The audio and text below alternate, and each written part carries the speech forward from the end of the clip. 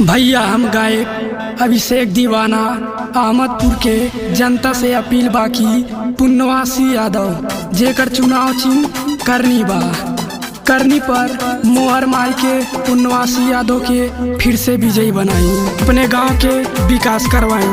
Recording by JSSMID Music Laxmipur. सुना ये चाचा लौरी चाची बात कहतानी,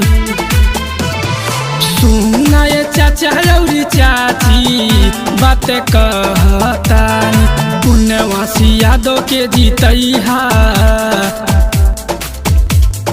पुण्यवासी यादव के जीतैहा, हाथ जोड़तानी, पुण्यवासी यादव के जीतैहा, हाथ जोड़तानी। पुण्यवासी यादव जिंदाबाद जिंदाबाद जिंदाबाद, जीतेंगे भाई जीतेंगे, पुण्यवासी यादव जीतेंगे।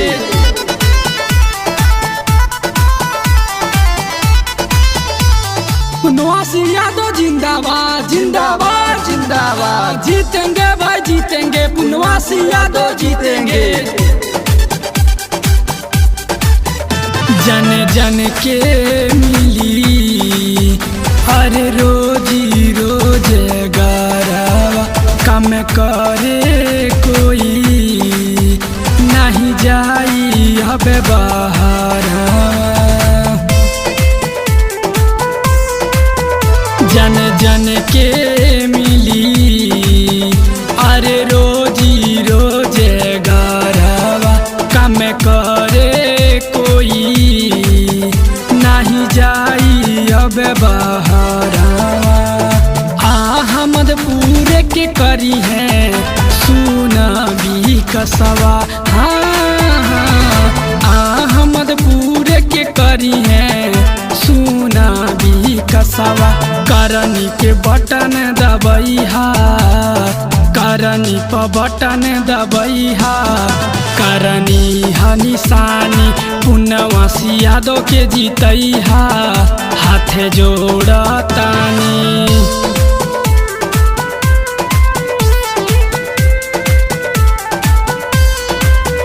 माई चाची के भी अरे मिली अधिकारवा, हर समस्या के अब यह करी है उपचारवा।